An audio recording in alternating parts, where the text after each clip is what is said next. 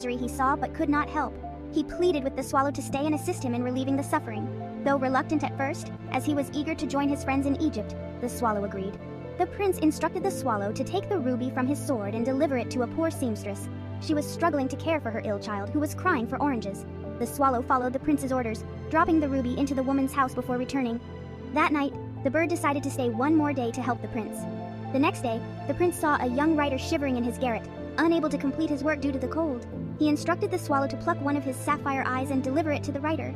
Though it pained him to part with one of his eyes, the prince insisted.